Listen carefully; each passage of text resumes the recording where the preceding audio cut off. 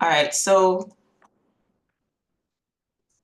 just want to go through a couple things just to sort of put this whole session into context for you.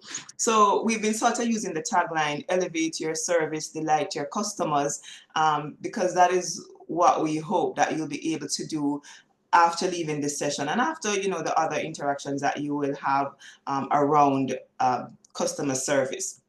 So most of you are familiar with the work of Mona Aging and Wellness Center. For those who are not, we are a research, training, and outreach center at the University of the West Indies. And at the heart of everything we do is a desire to see lives improved, to see older adults living healthily and enjoying good well-being. And we know well-being is a very involved concept. It's more than just physical health. There's so much more that will impact it. So at the heart of what we do, when we do research, we do it to inform policy, inform programs that will improve older adults' well-being. When we teach students who are healthcare workers or social care workers or business operators, we do that because we want them to deliver a product that is going to improve or support the well-being of older adults. And when we do outreach, we interact directly sometimes with older adults or with persons who work on behalf of older adults, again, with the single goal of improving health and well-being. So that's really our story. Now, this particular activity is one that is within the scope of a project that we are doing that is co-funded by the IDB Lab of the Inter-American Development Bank.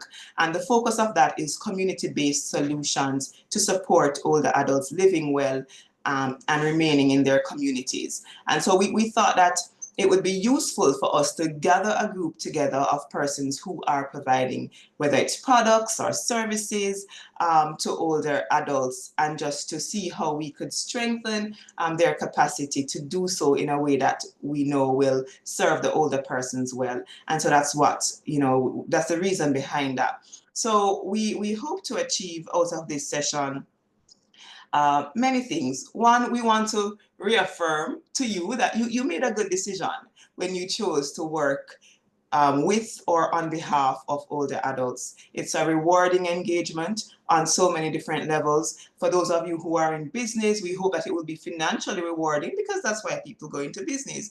But there is such a huge social and moral component to it too that is also rewarding, and so we are looking forward to great successes along those lines for you. And we also see it as our responsibility as persons who are studying aging, studying older people, to be able to share what we know and to pull together the right resources to allow that to happen. And so we have pulled on for this session somebody in customer service to sort of support those activities. So in terms of the session overview, I'm just going to talk for just a few minutes on older adults in Jamaica very briefly, just again to set some context. And then we are going to have Miss Nicola McKenzie, who is going to share with us on some of the basics of customer service and how those can be applied specifically when you are serving older persons. We also are going to have some testimonials from persons who are working actively in the space and just what they've learned in terms of the best practices when working with the older adults. We have maybe one or two persons who we've asked to share, and then if time allows and we think it will, we will open the floor for a couple from you who are here as well. And then we'll have a brief time of question and answer, and then we'll wrap up. So we thank you for your engagement. We do not expect to keep you beyond lunchtime, so you can make your usual arrangements for lunch, all right? Just to talk about aging and older adults in Jamaica, there are recent estimates from Statin and from CIA Factbook, which indicate that older adults in Jamaica comprise 14% of the population. That is 14 out of every 100 persons in Jamaica is 60 years or older. And that translates to about 375,700 people. Slight majority there being women, about 50.5%. In Jamaica, you can see that we're aging. Our median age is 30.9, or call it 31 years old. That means half of the population is older than 31 years and half of the population is younger than 31 years.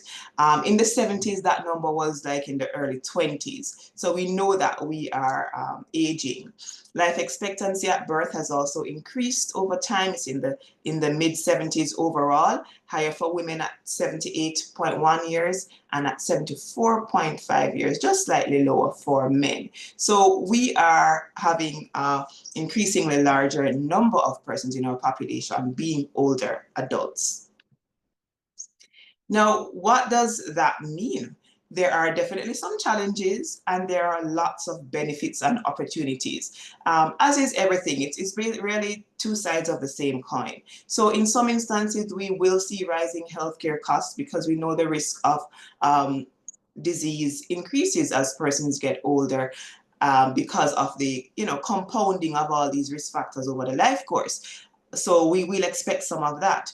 There are also concerns around sustainability of pensions. We have all these people getting older and should be in receipt of a pension with a shrinking working class. How is that going to math out?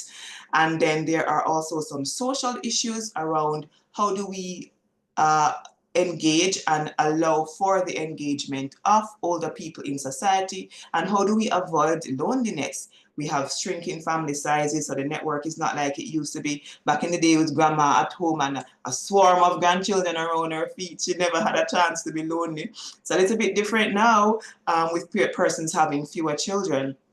And then there are the caregiving issues around, who will provide care, especially in the context of the family. So those are some of the challenges that we face. Around benefits and opportunities, they are numerous. There is opportunity for cohesive families and communities. Older persons are the glues in many of these instances. And so if we are seeing more of them, even though they might have smaller families, the community network is still there, and there is still opportunity for cohesion and intergenerational exchange and sustaining our culture. There are also lots of employment opportunities. If you think about it, if there are rising healthcare needs, then there might be the need for more healthcare workers. I mean, we have programs, education programs now built around gerontology and geriatrics. So there's employment opportunities for people like me and for lots of others in the space. Goods and service providers like yourselves, lots of opportunities for you there too. And there is also the chance to develop novel businesses and services out there because the needs are diverse. It's not that we're thinking, okay, what does an older person need? Okay, they need a bed and a room. No, that is not it at all. They need lots of other things. It's a very diverse group. And so persons who are entrepreneurs and people like that who really want to start things can be quite innovative in terms of what they offer to the aging population. So we want you to, I'm talking to the choir, maybe I am, because you are already in the space, but you can, it helps to reinforce what you already know. So in terms of interacting with older people, and this is just my last slide, you will hear very soon from Ms. Mackenzie, but we have some guiding principles that we use to inform rather how we operate with older persons. I would say that in terms of treating older people, you treat them just like how anybody wants to be treated. Older people are people first, right? So what do older people want? What are older people entitled to? I think largely speaking, older people want the same thing just like anybody else in terms of respect and community and that sort of thing. But specifically because of some of the challenges that we face with aging, there are some principles, 5 of them here on the slide, that were in the UN in 1991 embraced these principles to support older persons. The principles are independence, participation, care, self-fulfillment, and dignity.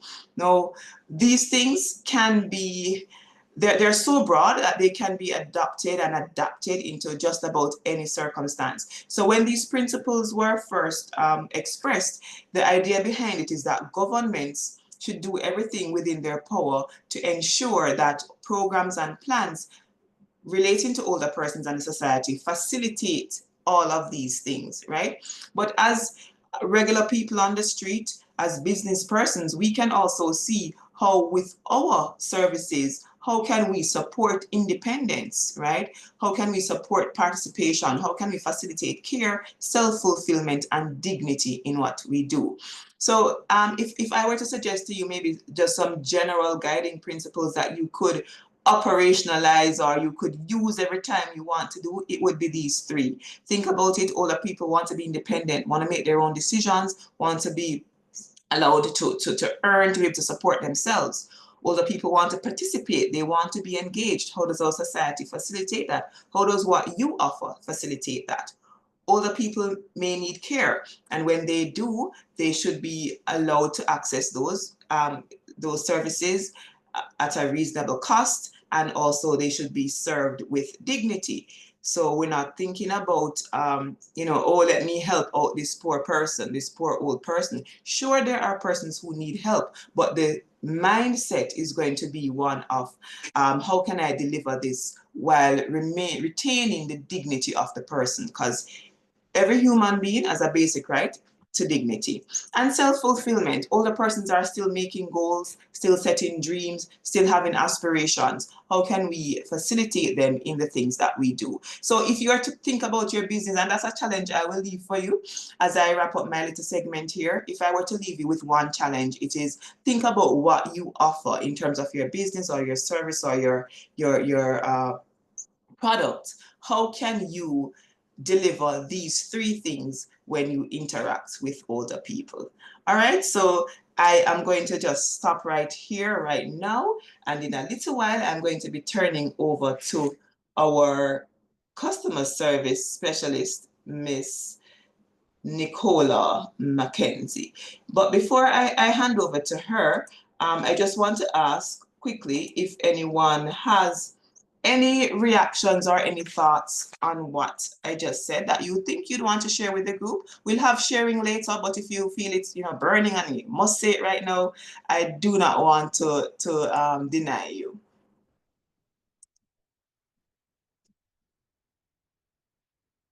All right, so everybody's good. All right, Miss Mackenzie, so I want you to be on standby. I'm just going to introduce you briefly.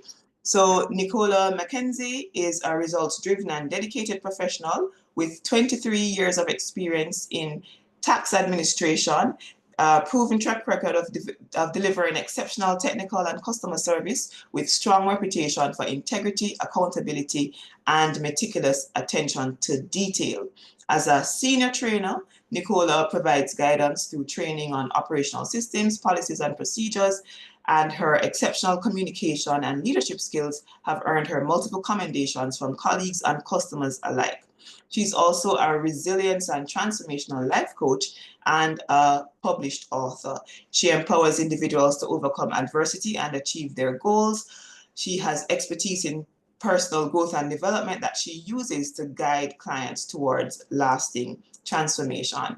Very happy to have Ms. Nicola Mackenzie with us, and I am now going to hand over to her for her talk on what I've called it Customer Service 101. She probably has her own title for it, right, Nicola? Thank you very much, and go right ahead. Thank you very much. Thank you very much. And customer service 101, it's fine. So, good morning, everyone. I want to hear from you on the other side. I want to know that you are hearing me and you are out there. So, good morning, everyone. Good morning. Good morning. Good morning. Awesome. So, this morning, I want to thank you for having me. And we are going to be getting into the session because I know we have question and answers after. And we want to ensure that we have enough time for the question and answer. However, I'm going to ask that, we participate and you talk to me and I talk to you. But before we get into the presentation, I want to hear from you about any customer service experience that you've ever had, be it good or bad. I want to hear from about 3 persons. Tell me a little bit about a customer service experience that you've had before. Let me stop sharing so I can see whose hand is up. I want somebody to share with me 3 persons a customer service experience that you had. It can be good, it can be bad. Like for me, I don't like to go certain places at certain time because it's a lot of traffic and they don't have any parking space. And when you go in there, the customer service agent might be very, because they want to go home, they want to hurry up and get it done. So let me hear from you on the other side. Tell me about your customer service experience.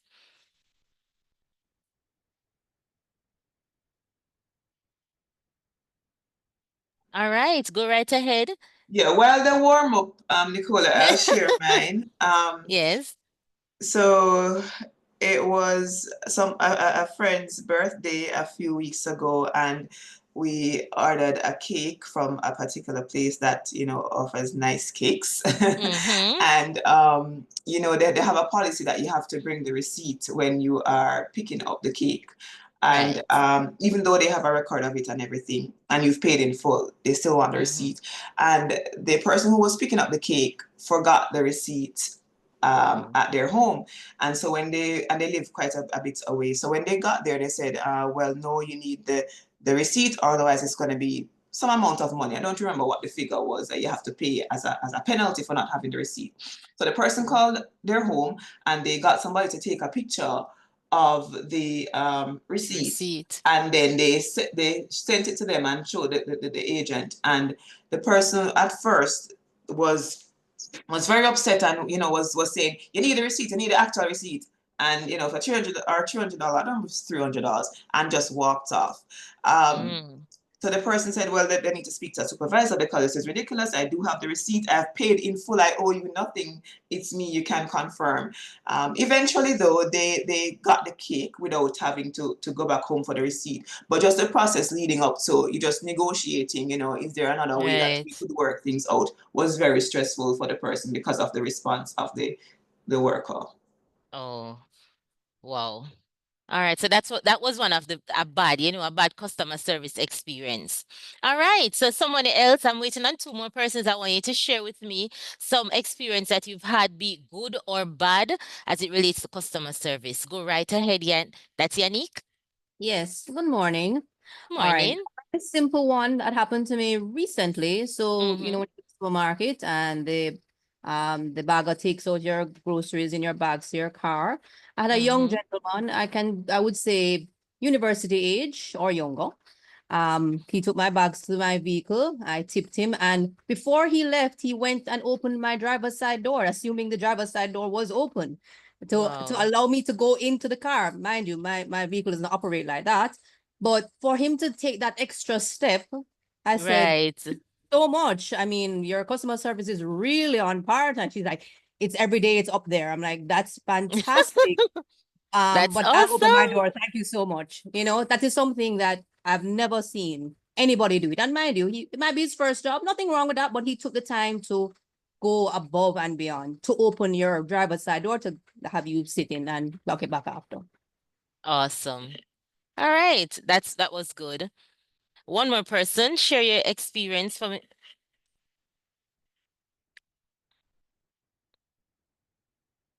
one more person so we can move ahead. Go right ahead, Marcia. Bad experience, the bank. Mm. This particular bank, a Canadian bank, Mm-hmm. I want to say that during COVID and after, they were doing numerous changes. And, it was quite surreal that they never thought of their senior members, or and the changes were so rapid, you just could not keep up. And a situation arose. They were supposed to have sent a letter to me, and instead of sending it, because I asked them to send the email, because where we're living, there is no postal arrangement, so to speak. So I asked them to communicate via the email if such a thing, and they really didn't. And when I contacted the bank and so on because of the adverse situation that occurred, they were going to say that they had posted the mail to me. And although I explained that, there is absolutely no reason for them to not then copy it via email or send that information. They said they had sent it out and that was it. So, the adverse condition the adverse situation that happened, I had to bear the blunt of that. Wow. And for several reasons, I kept on saying to the bank, listen, everybody is going to get older eventually. You have to be cognizant that you have the senior persons who it's very challenging to keep up with the amount of, not just in terms of their operations, but their online service. They will just change the browser or change how they put the information out, and they just expect you to keep ahead of it or keep up and so on, and it's just so unfair. I'm in the process of writing to Consumers Affairs because I should say to you that I get some of the best customer service that I have gotten is from Consumers Affairs, because they even when I had a similar situation with Flow, Consumers Affairs, they were the ones who followed up with Flow and ensure that Flow rebate, give me the rebate that I'm supposed to have received from them. So I just want to put those two examples forward, the very bad ones with the bank and the very good support that is in place with the Consumers Affairs. Thank you. Thank you very much for that. Thank you very much for that. And some of the times when we think about customer service, it seems as though the bad one seem to overpower the good ones. But I'm glad that you actually pointed out some good customer service experience to know that we have good customer service officers and agents out there. So today, I'm going to be sharing, and I want you to actually share with me as we go along. We'll talk about our experiences, and as we go along, we will discuss together. It's not just me talking. I can share from my point of view, but I also want to hear from you. So what I want to do today is that I want us to clearly define the term customer service, explain the importance of providing excellent customer service, discuss common behavioral changes that occur with aging, because we're looking at customer service as it deals with elderlies. We're going to discuss common challenging behavioral changes that caregivers may encounter. So you may encounter these challenges, and we're going to discuss the importance of effective communication in caregiving, and then provide tips for communicating with elderly. Because what we find here that the customer service that we offer to elders would have to be broadly on the base of communication. All right. So if you are there now, can somebody tell me what you think is customer service? What would be a good definition for customer service? One person, tell me quickly, what you think would be a good definition for customer service?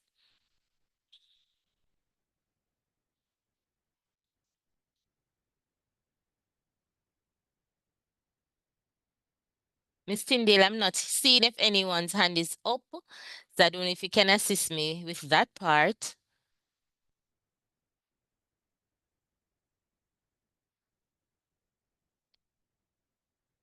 Anybody want to share with me a definition of customer service?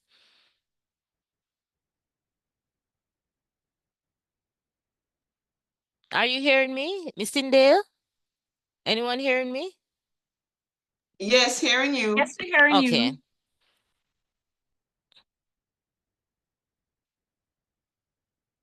Come on, quickly, somebody share with me.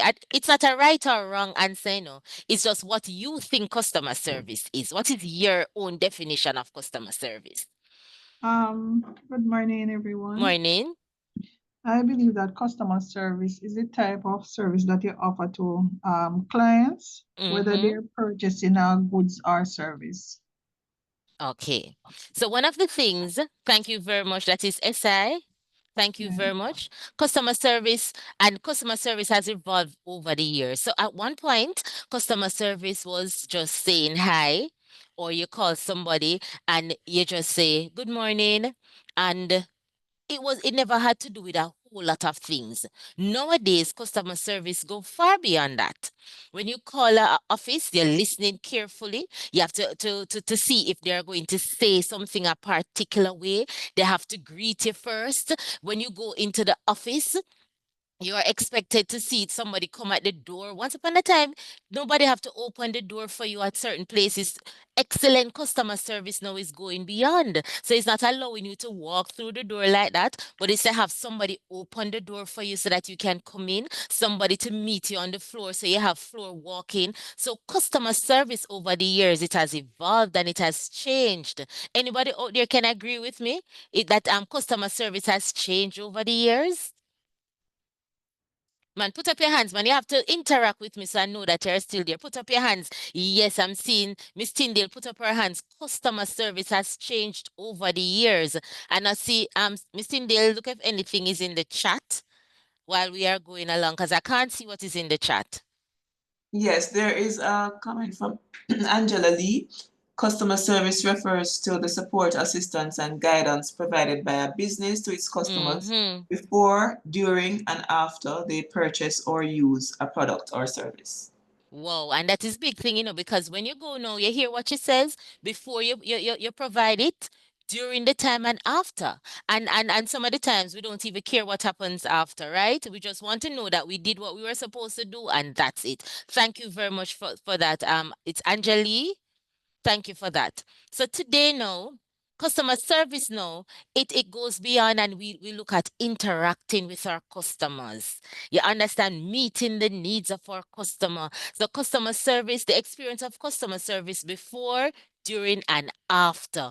That is what customer service deals with now. As I said to you, once upon a time, it's just you get the thing done and that is it. But customer service is meeting the customer needs, it's giving the customer an experience while before they get there, during the time they're there, and after they have purchased their goods or service.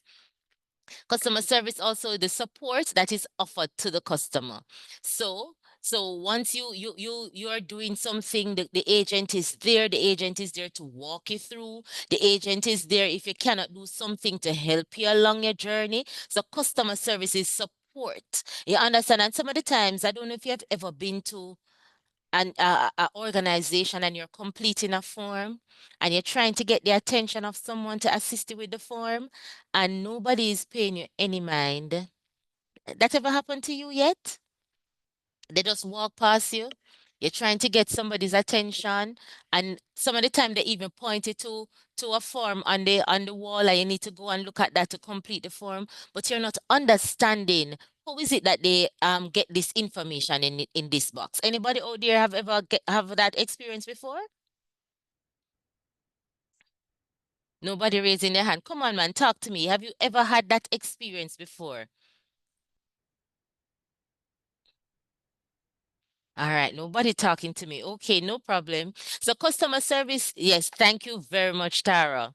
Customer service also is about serving both internal and external customers. So for some of us here, like Mona Aging, you'll have both internal and external customers. For some persons who are on the line here, you're a service provider, you work alone. So you wouldn't consider yourself having internal customers, but you have external customers that you have to actually work with, right? So for some, you have to serve both internal and external, and for some, you'll only serve persons external because you're a sole trader. All right, so now, what are some of the benefits that we get from offering good customer service? All right, when you have good customer service, you'll find that you're going to have continued success. Your business is going to keep on growing and growing and growing because you offer good customer service. So while I was working on the front line in my organization, one of the things that I would have a lot of times is that person would come and stand up and waiting on me to serve them. They're not going to anybody else. They just want this person to serve them. And I'm quite sure there are times when we go to organization, we develop a relationship with someone, not because of anything else, but the fact that they offer you good customer service. And because they offered you good customer service, and every time you keep going there, you keep getting good customer service. So you develop a relationship with that person. And then you just want to go back there. Now, if you have a business and you offer good or excellent customer service, you'll find that you'll always have continued success. Not only that, you'll find that referral will take place. So one person is going to hear about you and they're going to tell somebody else about you. So yes, you would have to advertise, but guess what? You'll have persons that you serve that will advertise on your behalf. All right? You're going to have high job satisfaction. And I mean, not just, I talk about tangible and intangible. You're going to just feel accomplished. You're going to have this feeling of accomplishment. You're going to feel good knowing that you offer good customer service and somebody saying that you did a good job. Thank you very much. You'll feel good. Not only that, you're going to get reward in a tangible way. So you might get increase money because it keep coming, the business keep coming. You're going to be satisfied and you're going to get money. All right. So you're going to have long-term relationship. You're going to have persons, as I said to you, clients that are just going to keep coming to you because that they want you to do their business. And then increase reputation. So improved, sorry, reputation. They're going to hear about you and your reputation is going to be up there. I don't know, some persons, if they're going to do any business, they're going to go online.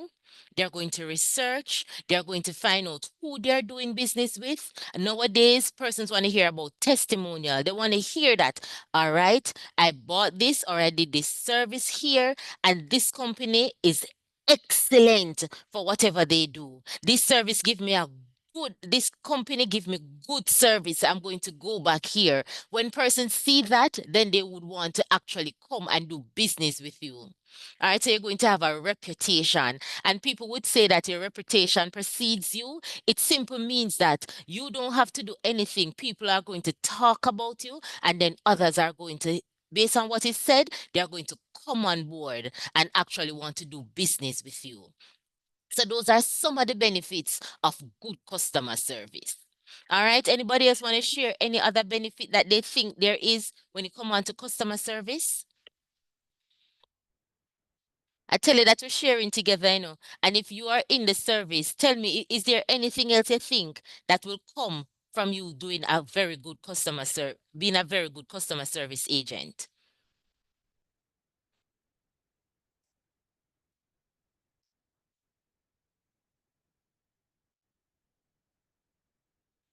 All right, so nobody want to share, no problem. Now, in order for us to be able to give good customer service, we have to know our customers. And that is one of the things that we'll have to do. We have to know our customers, and then we have to ensure that we don't always treat all our customers the same way. All right, Miss Tyndale, is there anything in the chat? I see something coming, but I'm not able to. It's Angela who says happy customers are more likely to return and recommend the business. Awesome. And that is so true, Angela. Thank you very much for sharing. I think we should give Angela a prize, to be very, in the chat. I know. Angela, send us your details. Okay. All right. So now we need to know about our customers, because one of the things we do incorrectly as customer service agents is as if we want to treat everybody the same way, and we can't do that. So not because we're dealing with elderly, we are not going to say everybody is the same thing. They might fall within the same age group, but they have different situation and different things that we have to deal with. Am I right or am I right? Tell me now, you're in the area. Yes, Miss Tyndale, you were You saying? are right. You are right. That's one of the things we talk about a lot, just the diversity within the older population. I mean, if you think about it from 60 to 90 odd years, 100 years, that's a 40-year gap. I mean, people Yes, will be different. and then not only that, you know, Miss Tyndale, with the change in society, we are seeing new things that we didn't see before. Mm-hmm. Right. So now we want to discuss what are some of the common behavioral changes that occurs with aging. So I have about 4 here, but I want to hear from you. You are in the service. What are some of the common changes that occur with aging? That occur with aging. All right, so let me hear some of them.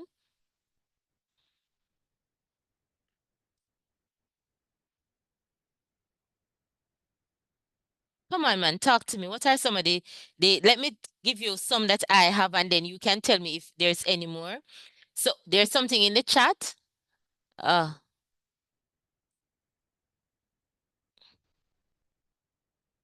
Let me see if Can I you can share, bring it up. can you share with us so that I have a, you know, it acts as clarification of where you're thinking. Okay, so I'm thinking about some of the things that happen with aging. When you know, the older you get, some persons they have memory loss and confusion. We have persons that would have like mood swings and emotional changes. Persons that have sleep disturbance and fatigue, and then persons now would suffer from decreased mobility or flexibility. Those are the ones that I have. Any other that you can think of? Hearing loss or Hearing loss. decreased hearing Yes, or and even speech impairments that is or so com- true, you know, or yes. communicating, because they may not have understood terms like what they used to use terms and modern terms, and they might say, different understanding of terms now. That is so correct, Tina. Thank you very much for that. That is so correct. So we realize that our senses are yes, go ahead, are affected. One of the Some experiences of I have is the that when people skin, come, I'm hearing 2 different persons. Go ahead. Is that Marcia? Is it Marcia that was talking? oh, Or I was was it just going Denwin? to say changes with the skin, with Mm-hmm. the skin and hair, because I never know gray hair would grow down that side there. You know, they spend a lot of time talking about puberty. But one Mm-hmm. of the things that there's a major deficiency in is about the very fact of getting older. What are the changes that you should look forward to? Even in terms of the hot, what you call that now? Hot flashes? Yes, they have all these. I remember, the flyers and all these people come to school and talk to you about puberty but we don't have anything like that from you touch 50 going up. Where do we get That's this true. information? So there is a great Yeah. deficiency there. Yes, that's true. Thank you very much, Marcia. Go ahead. I think it was Denwin that was talking. I can't see again. okay, Go. Mm-hmm. Go ahead. If you're talking, we're not hearing you. You're muted.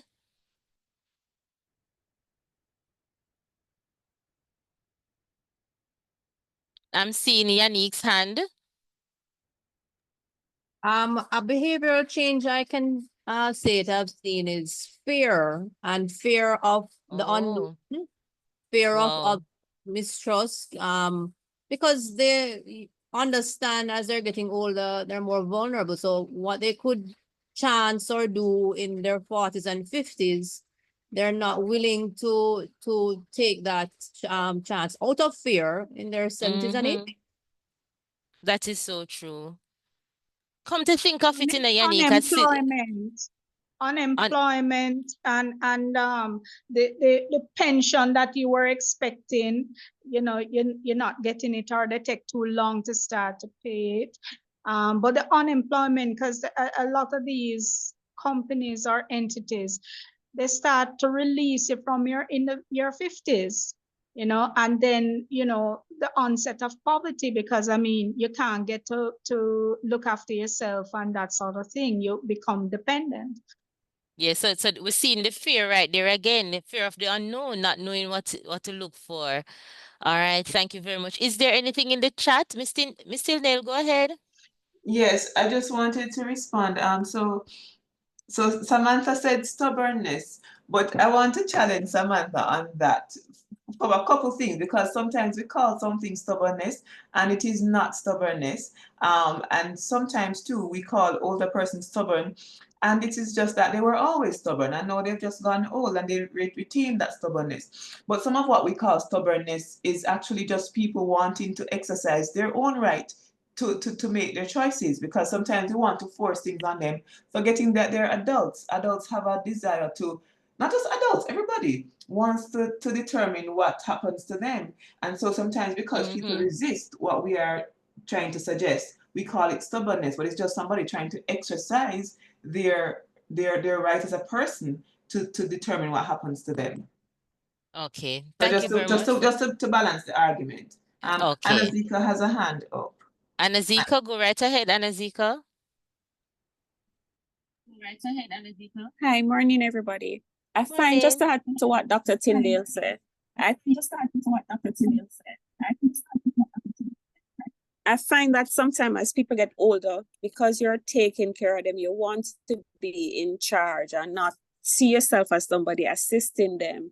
So when we say, oh, they're stubborn, or oh, they're not listening, we don't take the time to listen, because we think, oh, we're in charge now, so we're making all the decision and this is good for them, it's the right thing. So a lot of things that we might find as resistance is that we didn't give them a chance to be themselves. They're not dead, their brain working. So why do we think we make all the decisions now? Yes, that is true. And as we go along, that is something that I speak about as it relates to how you communicate with them. So thank you very much very much for that, Anazika. Hello. Go right ahead. That is what Alright, so CHA. Samantha, that the same person that said stubbornness, as it relates to being stubborn, it's not being forced to do stuff, but because they are used to doing things for themselves, when you come to say, no, all right, grandma, I'm gonna wash your ear today, they don't want to do that. Me no want to wash my ear today, because every day you come want me wash my hair. So I'm not saying forcing them to do stuff. They are setting their ways as it relates to doing things for themselves and the way that they want to do it. Not forcing them to do it. But some of the time, Samantha, could it be that because they have some things that they're suffering with, certain things like maybe memory loss, they don't remember that the hair wasn't washed yesterday? Because the fact that they come into you and say, here what, every day you want to wash my ear, it feels like every day you really want to We wash are them ear. pressuring them. Exactly. But that when I say stubbornness, I'm not relating to say that when you're telling them to do stuff, they don't want to do it, or they are stronghold, because they are setting their ways to doing stuff for themselves and doing it in their own timing. You taking care of them, some of them don't even want us to take care of them. The mere fact of us taking care of them, they feel like what I say, like when I say once a man, twice a child, they don't want to accept that, which and why we are not leaning towards to say that they are babies. But in their way, I have a grandmother, and she can't manage to do stuff by herself, as in lifting heavy stuff, but she don't want to ask either. And then when I say, grandma, why you never let me move a chair for you? Me no want bother you. Me no want this, me no want that. But me I say, yeah, but I am here to help. So that is in that way. That is the way that I'm saying. They don't want to seek help because they don't want to be a bother then.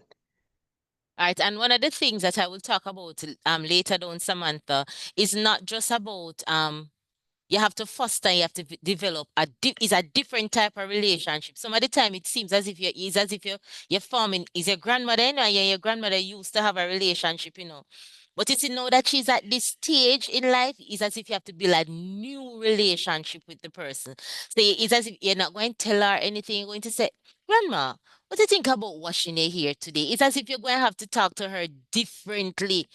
You don't want it to feel as though you are giving her any instruction.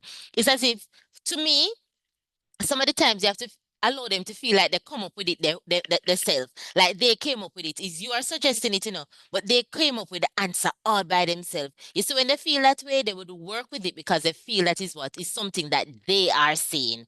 You understanding what I'm saying? Some comments in the chat, Okay, go Miss ahead. Mackenzie. So Keisha said, Keisha was identifying some changes, and she mentioned handwriting and signature issues. It's Oh, an important one for certain, yes. yes. Denwin said, maybe did grandma plan to wash her hair today? Have a Mm-hmm. discussion and not try to fit it in our time. And then Professor Eldemar Shearer said they don't want help, they want independence. So again, just the Right. same thing about a discussion, facilitating, helping them to decide what they want to Mm-hmm. do. Yes, and as I said, Miss Tyndale, it's as if you just want them to feel as though they came up with it. I see that work for me. Like they came up with it all by themselves and they just work with it. So thank you very much for your participation. All right. So as I was saying, as a service provider, you have to communicate with different behavioral styles. It is therefore important for you to know how to assess their behavior and to know how to deal with each in a professional manner.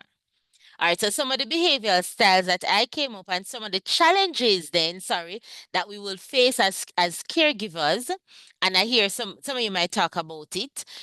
Persons might seem to be very aggressive. Anybody know about that? Yes.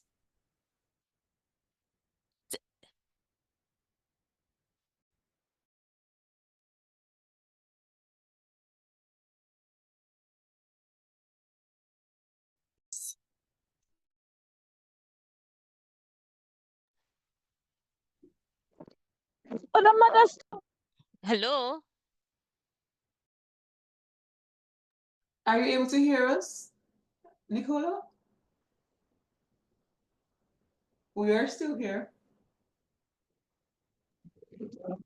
you're too stubborn, man. You have to walk in the rain and walk far.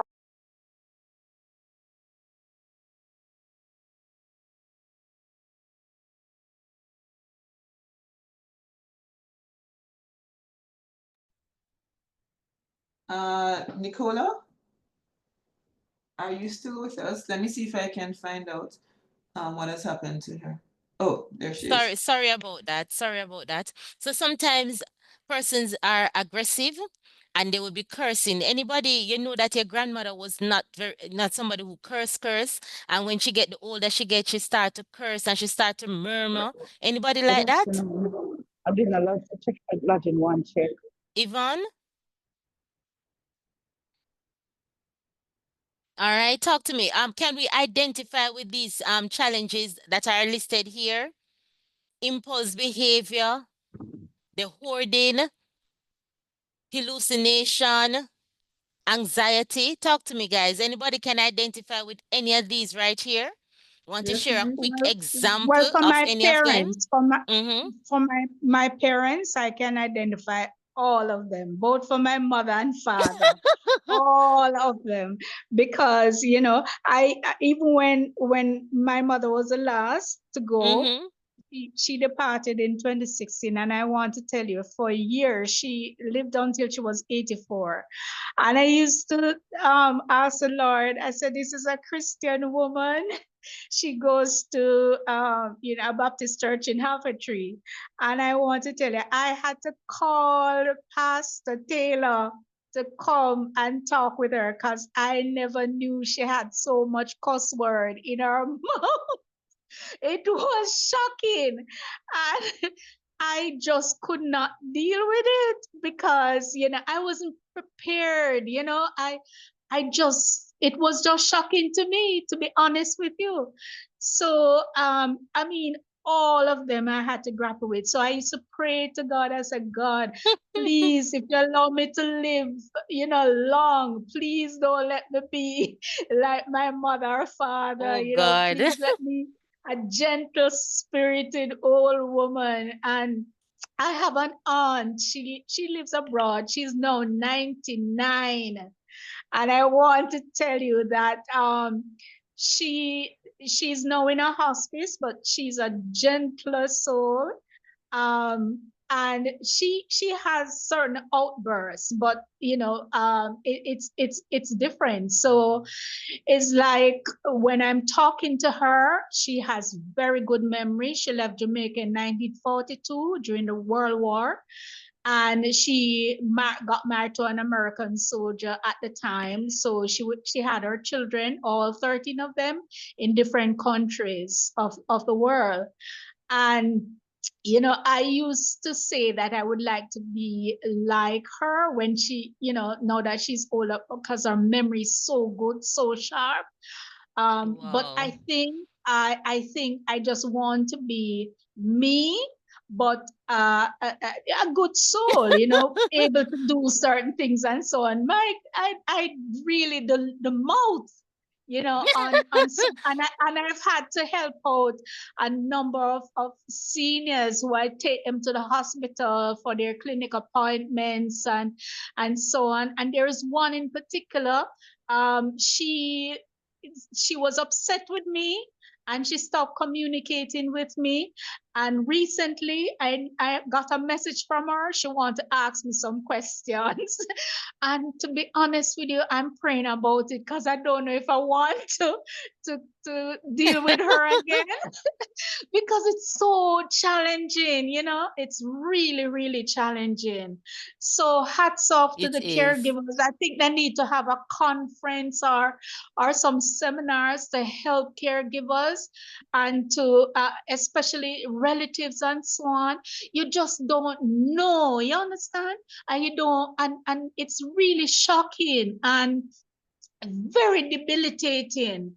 So please, organize some conference or so on for Just to say, yes, caregivers. Marcia, we hear your cries, we hear your cries. Just to say though that what we're seeing on the slide, and I'll put a message in the chat, are probably some of the challenges around a particular disease process. Sometimes, some of these may represent some of them anyway are associated with dementia, but there are other conditions that will lead to some of these. So, which is not a normal part of aging. So we don't want, to have that confusion. So Okay. so some of these that we see are parts of disease processes. But Marcia, if you gave us your contact when you fill out the registration form, we'll definitely inform you and the others when we're having those sessions, because we've had them and we'll continue to have some of them, have some set for January as well. All right. Thank you so very much. You're most welcome, Many of Lydia. us, we are getting up in age, but we're looking after persons that we Yes. meet at the hospital, because I've gone to several hospitals, and let me tell you, you meet some of them without family members. I met this 90-year-old without family members. I had to be running around to get her things. The nurse had to come and get me to remind me that I am the one who is a patient and sick. But we have a number of, it's an aging population, and I don't think our country is equipped to address the needs. And this is just, I am from a different parish, not in Kingston, but when I come into Kingston to the hospitals, it's so sad sometimes when you at the hospital and see the so many aged persons who are coming in and nobody to assist them. All right. Thank you very much, Marcia. Thank you for that. And thank you very much, Dr. Tyndale. So we realize that there are certain challenges that we have. But on the flip side of it, I believe that there are persons that you will not have certain challenges with. All right. So I think my time is going, Dr. Tyndale, right? All right. Yes, so but let's press on, yes. let us look now. So some of the tips So for us to create a atmosphere of sharing and helping when it comes on to elderlies, we need to listen to what they are saying. All right. So we have to for in your organization, Dr. Tyndale, you will train the staff. I know you do that to actually listen to the seniors when they come in and to hear what they're saying in your profession, in your service that you offer. You would actually listen to. So you're going to listen actively. You're going to respect, and I hear somebody talk about respect earlier, so I don't even have to go back over that. You have to talk, you have to deal with them with respect, in respect. You're going to have a comfortable space. I know there are times when we go to business places and there's nothing there actually for the seniors. I don't know if anyone have ever experienced it, if you have ever seen it. You have the seniors standing and some of the times they actually give them chairs to sit on, but I don't even know if it supports them or it is actually good for them. Anybody ever have that experience? Have ever seen it in anyone? You don't have to share, just raise your hand. Let me know if you have ever seen anything like that. Some of the times they don't have the access, they don't have the access that they need to get into the space that they need to get into. Anybody ever see that before? You have seniors and they can't get into the area to get their service, the service that they need to be done. And the atmosphere now, you have to ensure that you have a calming atmosphere, that the person, when the senior comes in, they would feel relaxed. All right, as a caregiver, you have to communicate effectively with the seniors, all right? You have to understand their needs and their preferences. As I said earlier, you cannot treat all of them the same way. You have to get to understand what is happening to the person that you are dealing with at this time, and you're going to deal with them accordingly, knowing that the client that you have now will not be the same client that you might have after. So you have to deal with each of them accordingly. You have to build trust. So you have to ensure that you communicate good to help the elders so that you communicate well, so you develop a trust. They can trust you and they can come to you with everything.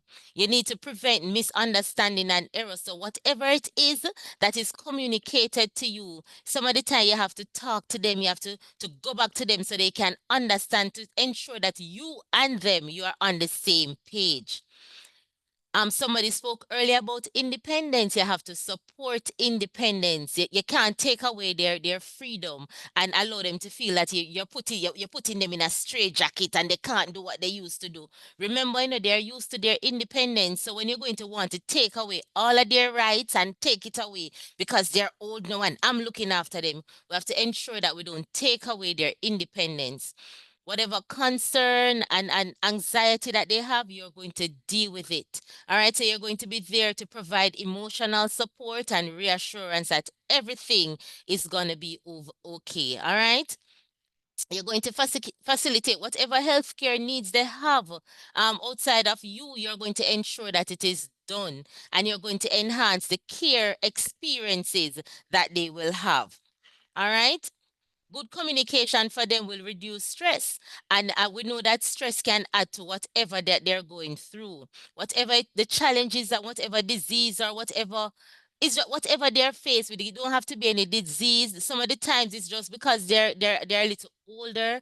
You understand certain emotional challenges that they have.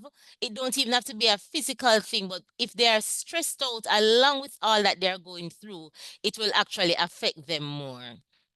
All right. So you're going to support them if they need to be aware of anything else that is happening around them. And also good communication will also foster a positive relationship. Are there any questions? All right. So let me just leave 10 ways now to better serve our customers. We're going to be punctual for any event that you have when it comes on to the customer. Whatever it is that you have to do for them, you're going to be punctual. If you tell them you're coming for them 7 o'clock, you're going to be there 7 o'clock. You're going to be punctual. You're going to be polite.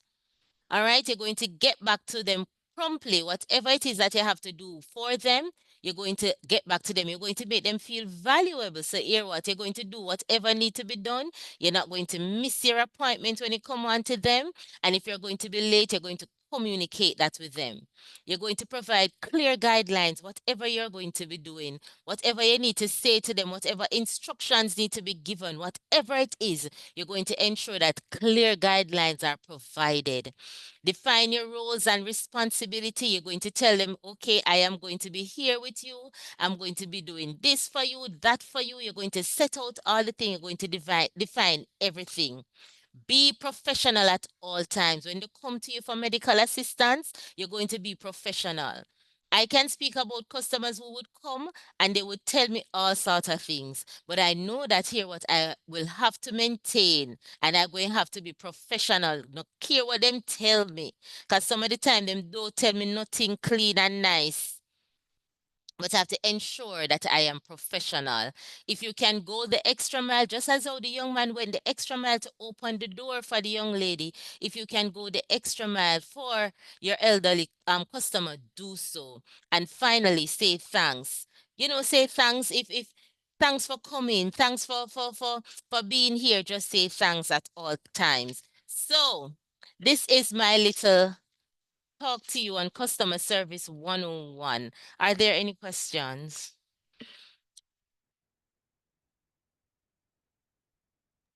Hello. All right, what I'd like to find out is, in dealing with these clients, wouldn't it be good if they have their caregivers with them, because some of them will come to seek assistance and they are not sure the type of assistance they need, or they're not able to explain it. Wouldn't it be better if they have somebody accompanying them? It would be good if they can have somebody accompany them, but some of the time they're not going to have persons and they want to come by themselves. So I find that at a certain time in the year, the elders will come into my organization. And trust me, you have to have the patience. And some of them going to tell you that they don't want anybody else to do their business. They want to do it themselves.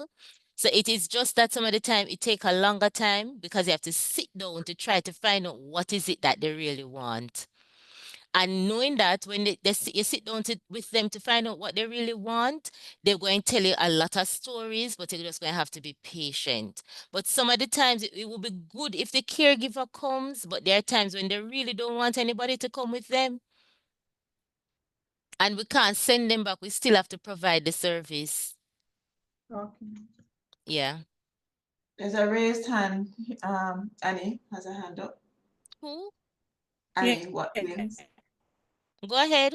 I just wanted to add to the presentation. Go ahead. I'm not hearing.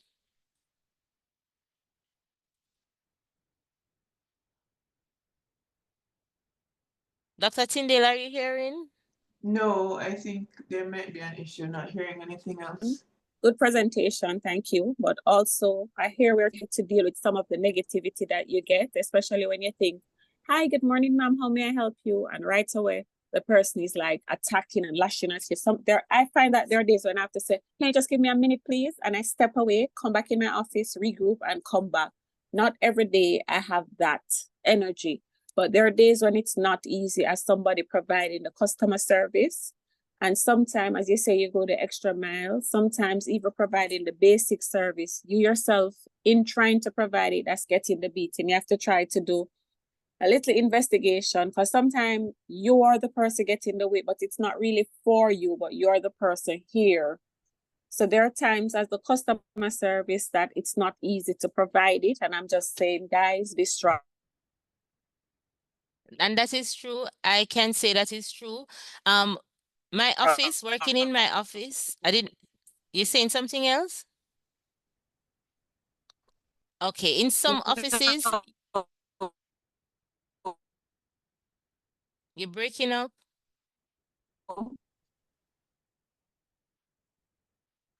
I was saying that in some offices, just the fact that the person have to come into the office means that they just see a particular way. You don't have to do anything for persons to just want to just tell you their mind and tell you all kind of things. Just the fact that they have to come into the office. So some of the times we have to go into the office, from that standpoint that you don't have to do anything. At one point, I had to put on my table Q-tip. quit taking it personal. Don't take anything that they're going to say to me personal. And then there are times when you really need breather. So you get up and you go walk and you come back. So I understand that. And so we have to ensure that we know ourselves. That is why self-awareness is important. So if you realize that you're getting agitated, you need to get up and just move and to breathe and come back. So you don't want to, whatever the thing that they throw at you, you're not going to throw it back at them. You're going to find another avenue to release it. So that works for me.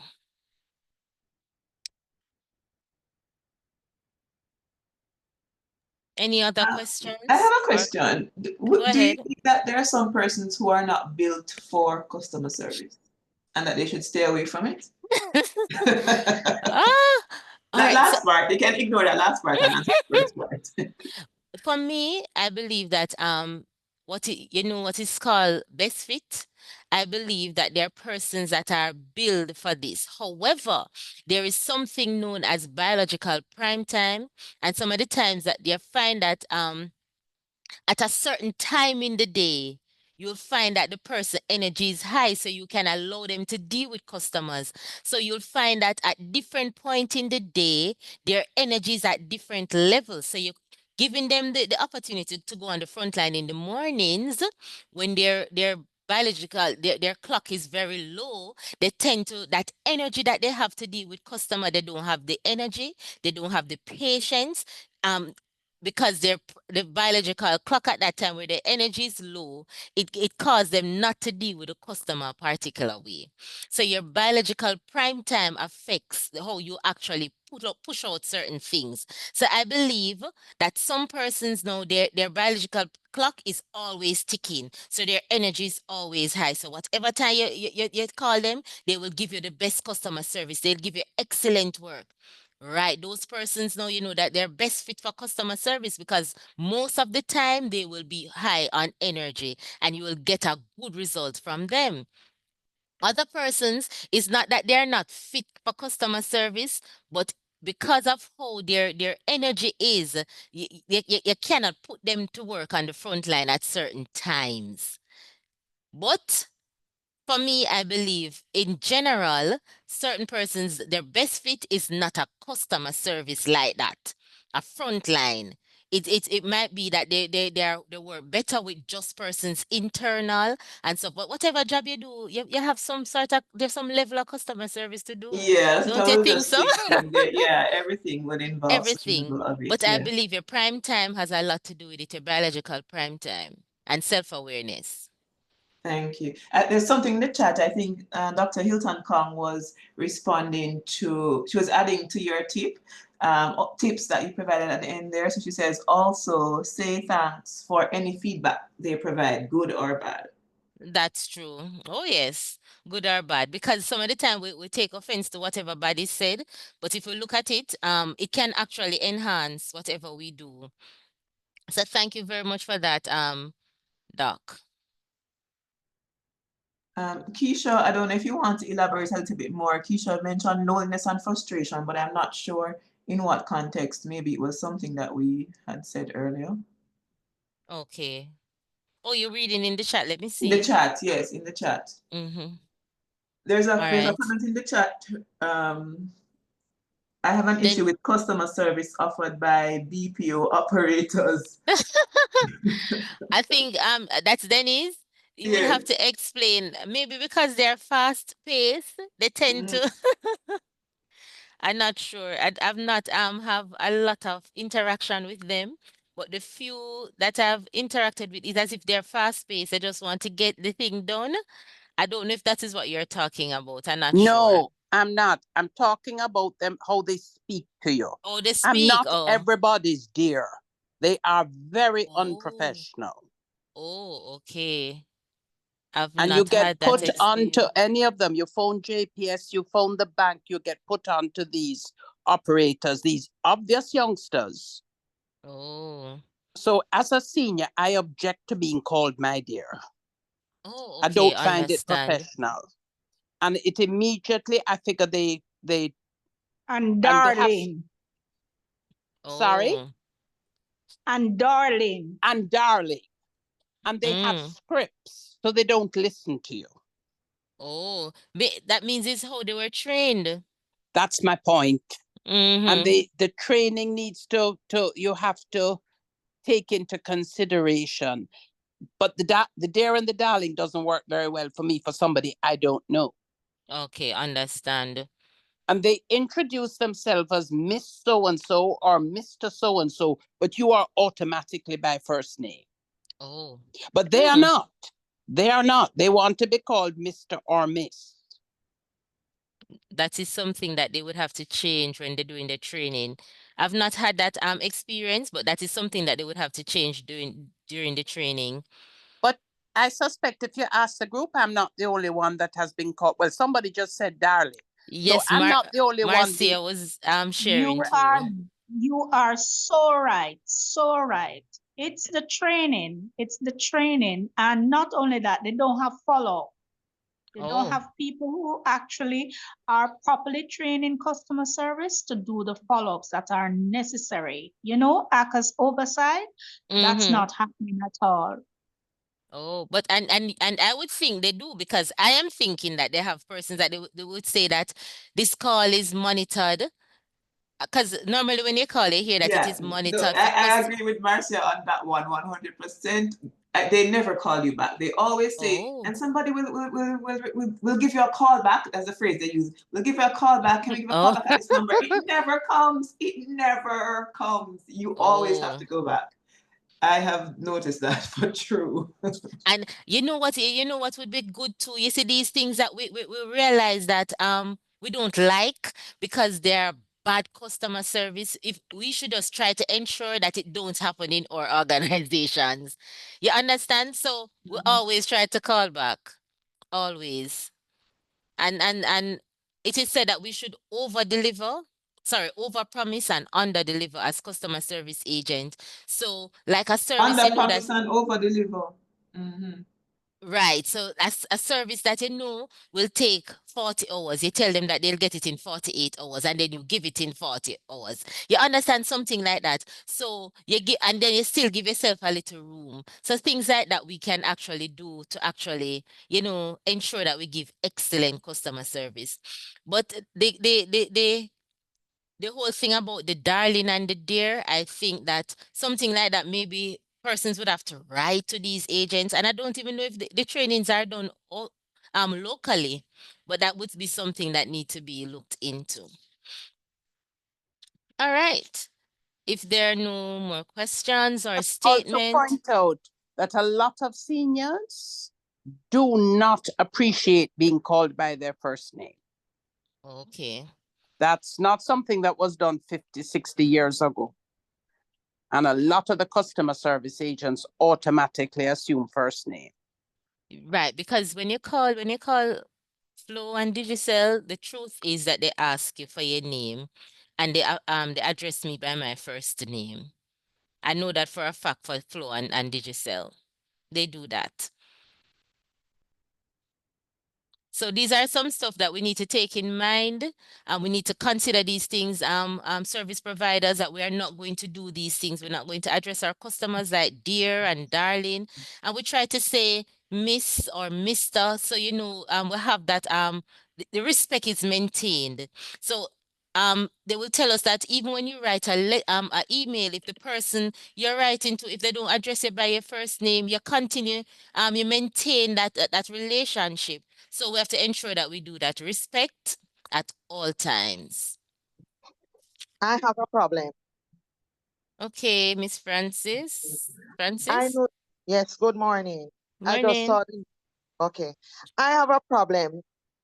We are dealing with two sorts of customer service rep. We are dealing with the automated one, and we are dealing with the person. Now, I have a problem with Flow and their automated system, their voice recognition system, and their WhatsApp group. For 7 days now, I'm trying to get to Flow to get something. And it's like, I'm a senior. Can you just imagine how we are feeling in having to deal with these? It's not that we are stupid. We know we are following the instruction, and we are given the roundabout. We are not able to talk to anyone.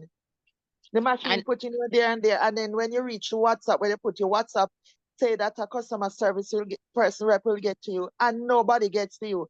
Then you see something come up and say that their system is down for 7 days. yes, No, I don't know who you address the human form of customer service.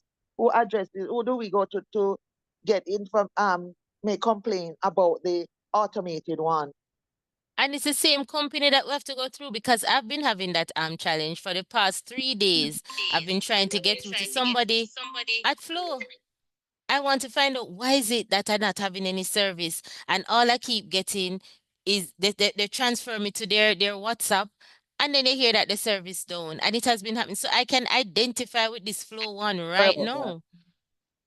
So I believe, and I decide that I'm going to go into the office to actually see if I can get something done. So you're correct, Miss Francis, on that point. I don't know as it relates to who do we actually talk to, more than we have to just go in to see if we can talk to somebody in person. I think I the see. automated system is to let us keep out of their office. So if you go Yeah, there, but you if you're might be not assigned getting go back to through, them. you're going to have to go to the office.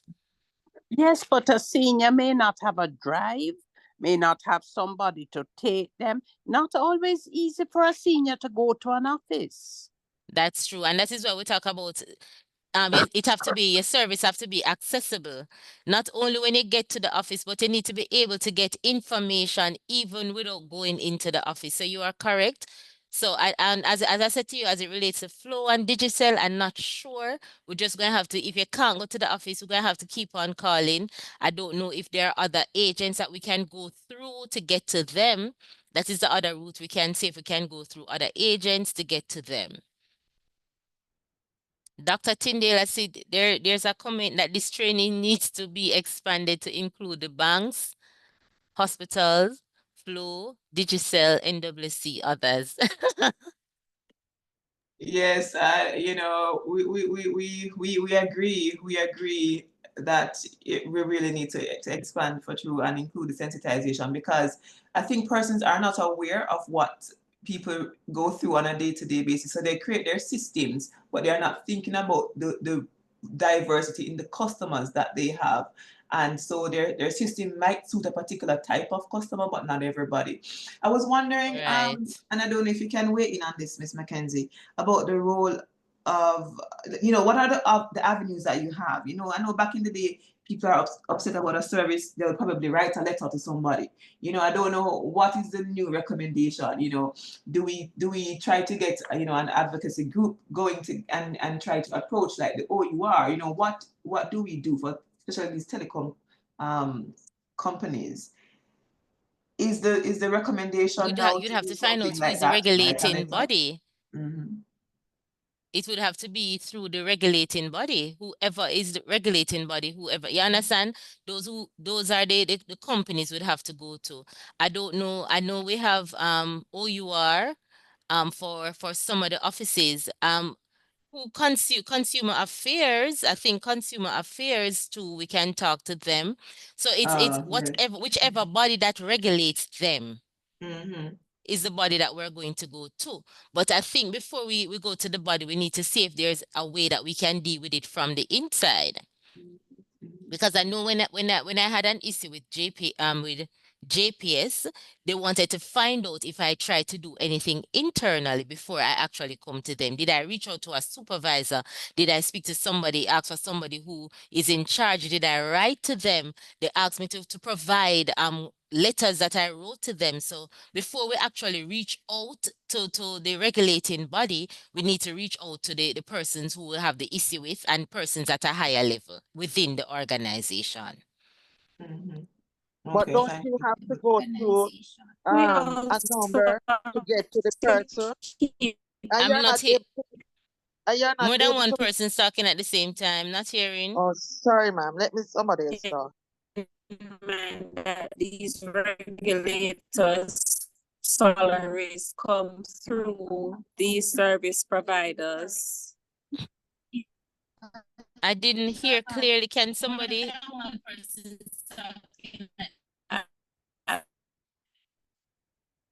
Dr. Tyndale, I'm not hearing. Are you hearing? No, that didn't come across clearly. I couldn't hear either. I was saying we also need to Oh, keep yes. in mind, we're talking about. I can go ahead now? Yeah, I'm just saying we also need to keep in mind that some of these regulators, they're being paid by the persons they're regulating. So like OUR, their salaries come from JPS, Water Commission, a big part of their salary. Oh, So whose interest do they really have? oh, I get what you're saying, but they should actually have our interest because they were created to actually to speak on our behalf, to intervene when we're having an issue.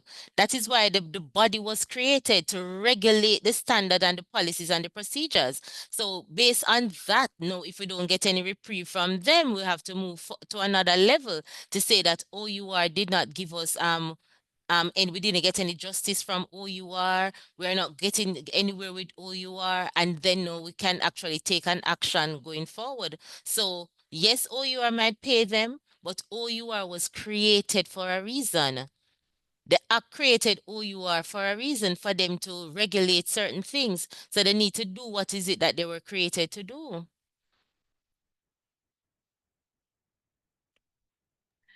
I see.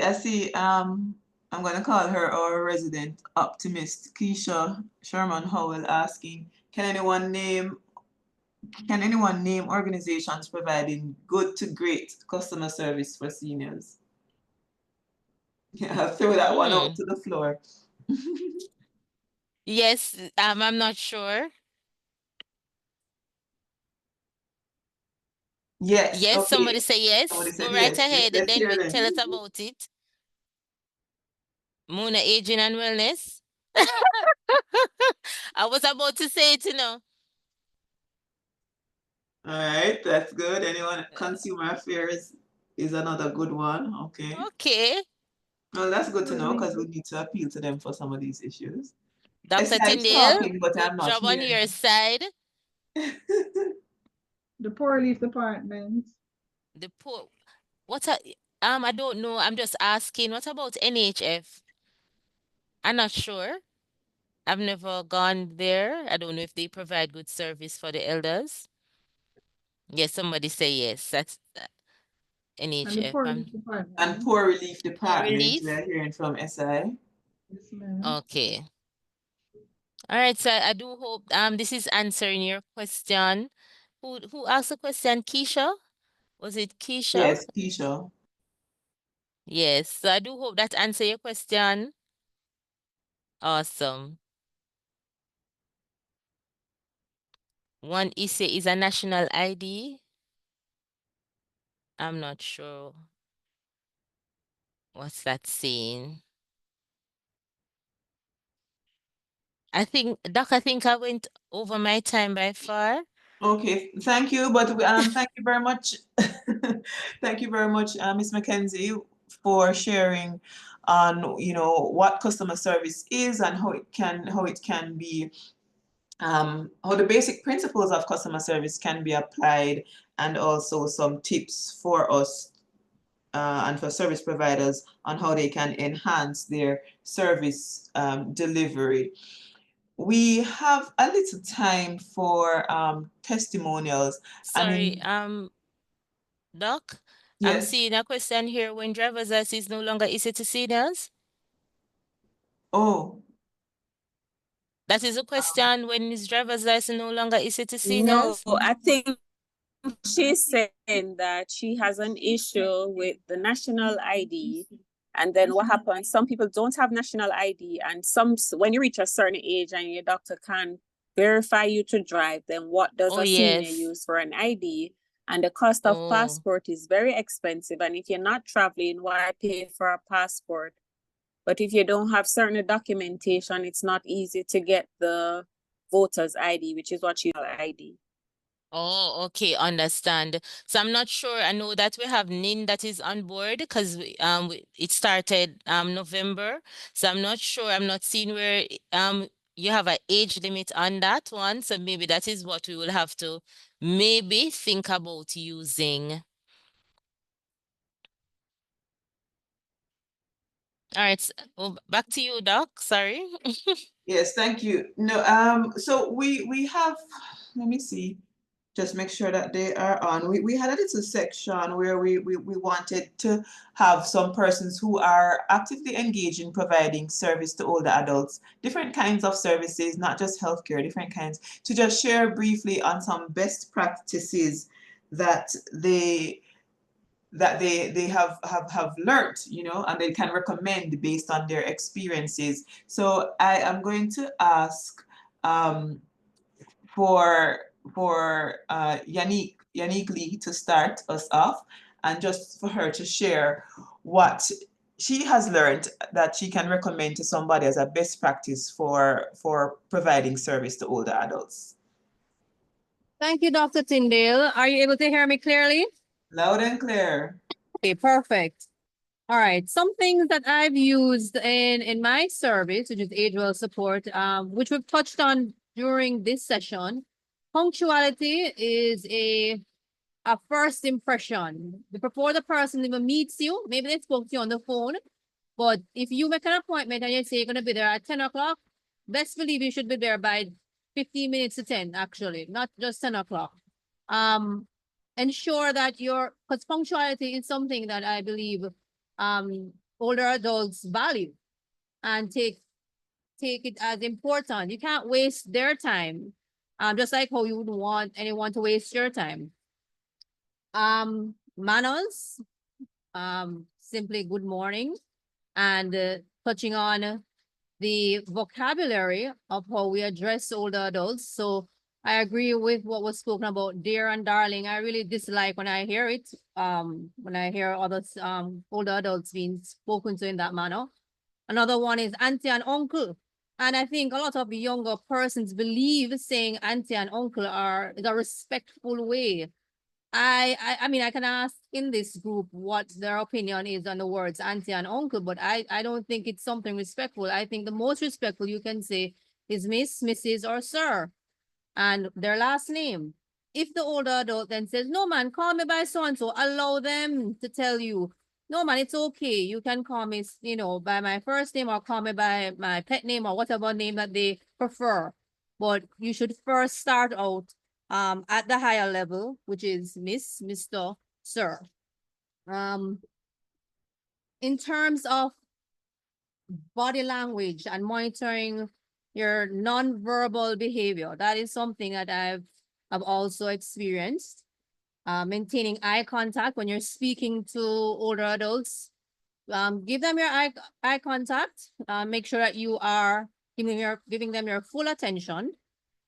Some persons, if they have a hearing disability, they will use lip reading and try and figure out what you're trying to say because, you know, their hearing is going.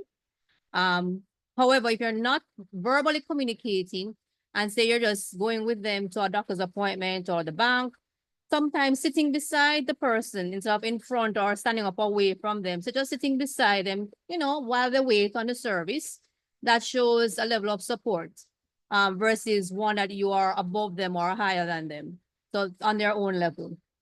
Another aspect in terms of verbal communication would be minimizing background noise. So ensure that if you are on the sidewalk and you're trying to communicate something and it's just really noisy, let's see if we can go into a lobby area where we can communicate and explain what we're going to do or who we're going to see, if it's an errand that we're going to run. So reduce the background noise so that they can hear you and understand clearly what is going on.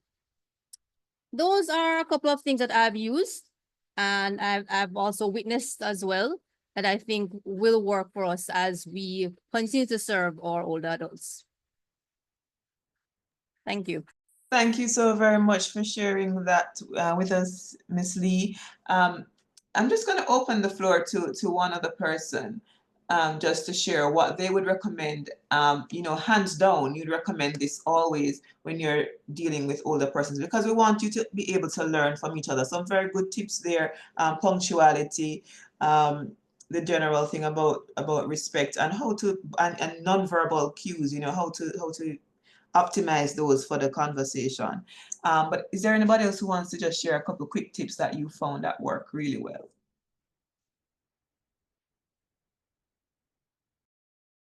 Go ahead, Ms. Barbara Forbes.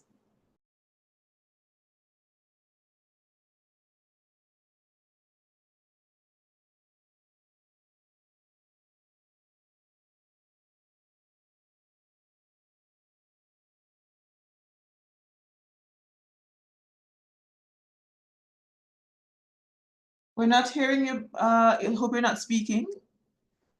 Barbara Forbes, I hope, please unmute and go ahead. Oh, I'm sorry. I'm Okay, so, great. so sorry. Yes, I was myself. All right. So I was saying, I was saying good morning, and I have just joined you because I opened my phone and realized that this presentation was going on. But I, however, heard the last question and the answer given. You might, however, have discussed about how, you know, that seniors are very private. So if you were to do business with them, how do you, what sort of support you give, and how do you make sure that they are secure? If they were to go out to a bank and, you know, they still have not, you probably even have confidence in you just said, or even their own family, they don't have confidence in or trust. When it comes on to trusting, they don't give it that easily. How are we coping with that, and what method would you use? What coping method you use? Thank you. Have they heard me? Yes, we heard you. Is there anybody who can give some tips there for Ms. Forbes? How to deal with customers? And I'm assuming you're talking in the context of caregiver, are you? Yes. Yes. As I said, I joined late, so Yes. you And know, they but may not demonstrate a strong level of trust. of I'm gonna trust ask in their in you. person. Yes. How do you cope with that? Yes. Mhm. And that is general, you know. Okay. Yeah. Go ahead. Well, I would say, I'm going to ask if there's anybody on who would want to comment as well, but I would say that trust is something that is built over time. It's a very big part of a relationship, and it comes with the person engaging with you. For some people, they take longer than others to build trust, and for you demonstrating something to the person that says this person is trustworthy. So whether it is maintaining maintaining confidentiality when they disclose things with you or to you, it's also a demonstration of care, genuine care. When they see the genuine care, then they're more likely to trust. Because if they think, for example, that, you know, you're just doing this for a job because I don't see where you demonstrate that you have my best interest at heart all the time, then it will be harder for them to trust. So outside of, you know, any other personality issues that might, you know, make trust an issue, I think trust is something that builds naturally in relationships over time when somebody demonstrates to the other person that, hey, you are worthy of my trust. And we can demonstrate that you are worthy of my trust by showing that we care, by maintaining confidentiality, and just that kind of mannerism that says to somebody that I value you. These are, so it's hard to prescribe, you know, but I think it's something that will develop once somebody feels that I can place my trust because I have seen X, Y, Z.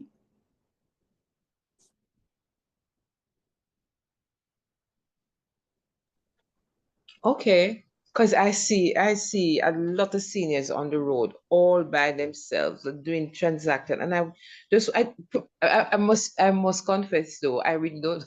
I enjoy the latter part of the discussion, and so I do not know if the questions I'm going to be asked or what I'm thinking has anything to do with the seniors totally, because I see a lot of them on the road. They're doing their own business and they're in the crowd, and you know, I'm wondering what we're doing about that. How are we taking care of our seniors? I think that is my concern. How are we taking care of our seniors generally? There are many. Prof, you have opened your mic? Yes, I have. Yes. Go ahead. And I think this is something that we covered earlier, but I think I need to come in here. We need to recognize that only 10% of our seniors actually need care. And there's a streak of independence in seniors that they have earned. And many of them that you see out there that might look frail, actually mentally do not need any help. And they are afraid of the younger members of their family because they think that if they let them know their business, they're going to want to take care of them. We've spent a lot of time today about younger members of the family wanting to take care. Seniors think you want the dead left when you try to take care. And and as Dr. Tyndale was saying, trust is very important. Many of these seniors that are out there that we see, the family doesn't know that they're out there because they've gone out there on their own business and they don't want anybody to know. So it's a tightrope. And I think too, Prof. and everybody else, that once persons have the capacity to do the things for themselves, they should be allowed and they should be supported where needed. So our society should be the kind that embraces the idea of older persons being out there in the public space, participating, doing their business, as long as they are able to. For the ones who need the support, then, you know, that's where I think we need to really rally around. But just because somebody's out there doesn't necessarily mean that they actually need support. They might be walking a little slower, you know, but they're getting there and they're getting there okay and getting it done. So that I think is something that we need to bear in mind. Remember, in the next, maybe what, by 2050 or so, it's going to be like about 20% or 22%. That's 1 out of every 5 person that you see on the road is going to be an older person. So you're going to see them. They're going to be out there doing their thing. But I do endorse, what I think Ms. Forbes is getting to, is that those who need support should have that from the family, from community systems, to facilitate that. But we should really embrace and allow and facilitate those who want to and who can to do their business. And I think Dr. Tyndale, just to add one other thing, because I think she raises a valid point. And in terms of how do you know that they can or they cannot cope? And that's going to be dependent on families. And are families paying enough attention to the everyday happenings in their relatives' lives to know that maybe they're getting a little forgetful? I think COVID taught us a lot in terms of how little families interacted with their seniors on a regular basis, because many during COVID said, but they're getting a little shaky, they're getting a little forgetful. And I think we have to find a way to encourage families to recognize when things are beginning to get a little shaky. Because before you get demented or not capable, there's a whole 4 to 5 year period in there of beginning to see little signs and symptoms. Thank you for that. I see Marcia has her hand raised. Yes, I just want to say I have a dream. I have a dream that our country will plan for seniors, have independent living facilities similar to ones in Canada for those seniors who can help themselves and can live independently, even for a long time, if they're in a clustered or a gated community with independent living assistance from the relevant agencies and so on. I have a dream that there would be the facilities similar to that are created for seniors to go and enjoy themselves with each other, like some of the Jewish communities in the United States. I had a privilege to work with one down in Brooklyn. They drop off the seniors at it's like a community center, and each day of the week their family members are working, they would drop them off there and pick them up back. They drop them in the morning, pick them up back in the evening. They have dancing every day of the week. They have different activities that they're involved in, even feel, you know, they go on trips. I remember them going up to Vegas. I remember them going to outings or museums and so on. And I'm just saying, instead of we just having our seniors, because so many of them are so bright, so intelligent. I know the National Education Inspectorate use a number of seniors to carry out inspection. And this is one of the areas we also need to look at. Those seniors who are able-bodied and are able to continue to do work, you know, instead of putting them out to pasture or push them out of jobs. Are there other facilities or other things we can utilize them to get done in our country? It is abhorrent that our planning agency only plan for people under 45 and don't plan for people over 50. It's just horrible. And you have so many of our seniors who get in their 50s, just getting their PhD, and then they push them out of the jobs, right?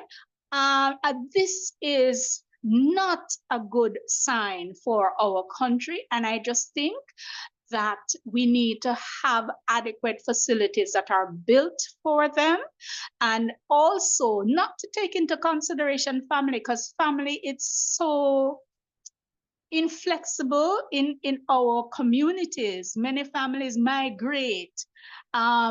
You know, some women, we don't have children, so to speak. And then even if you have children, they can't depend on them, you know? So therefore, I just think our country needs to do much better in building facilities for seniors and housing for seniors and so on.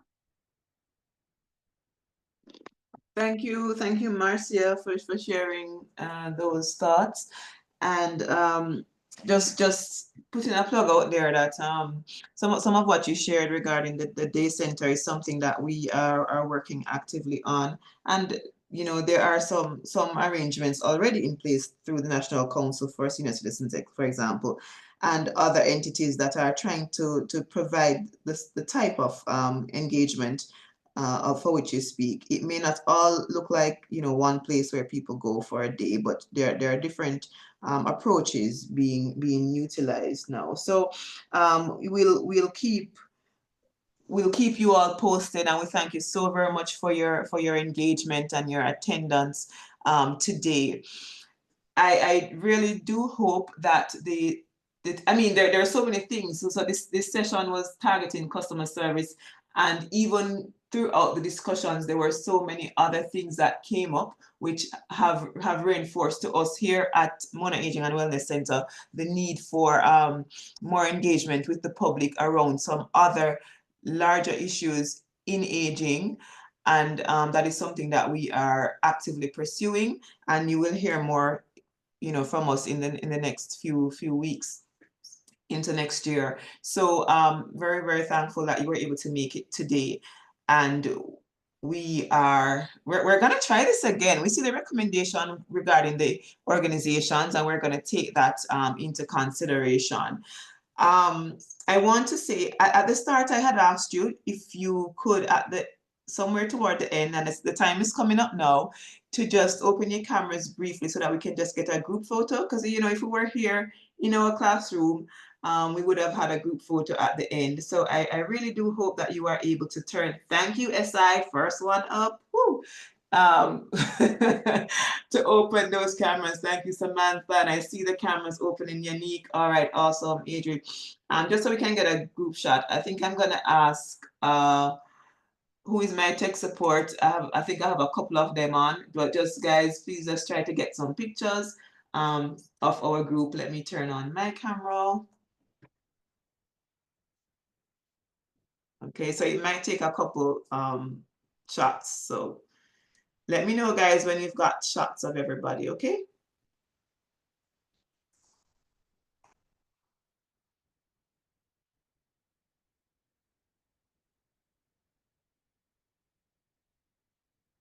And if you can't open your camera, we understand, but we are grateful for those who can.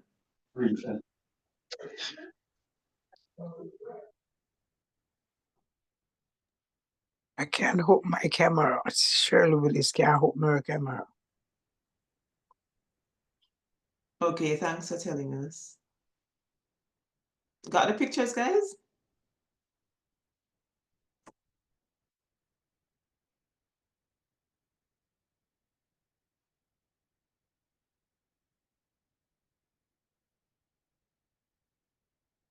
All right, I think you got the pictures. I'm assuming you have. All right, good. Thank you. Okay, you're welcome. Just going to thank you so very much. One more time, drop the Google form in the chat. If you did not fill out this registration form, kindly asking that you do it for us today. And we are so very thankful to you for coming. And we hope that this session has helped you to come up with to refine the tools. We know you're already out there doing great things, but to enhance what you do, that's really our hope.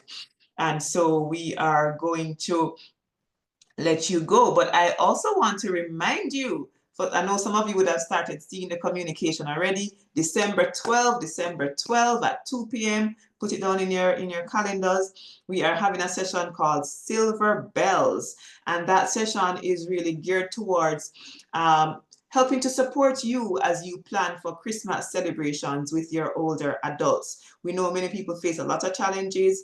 You have an older family member who might have dementia or who might be physically limited, they might be frail, they might have a disability, something that can hinder the celebrations if you don't plan appropriately. So we want to share with you some tips about how you can make some changes and some things just to include them for Christmas celebration. So that's December 12th. It's a Thursday at 2 p.m. online. And I do believe I would have everybody's email address if you filled out the form and if you're a part of our circles, because we see some of you around. So we will share that information. All right. So looking forward to seeing you at that time. You are most welcome, Marcia. And we are grateful for your attendance as well. All right, guys, enjoy lunch. Take care.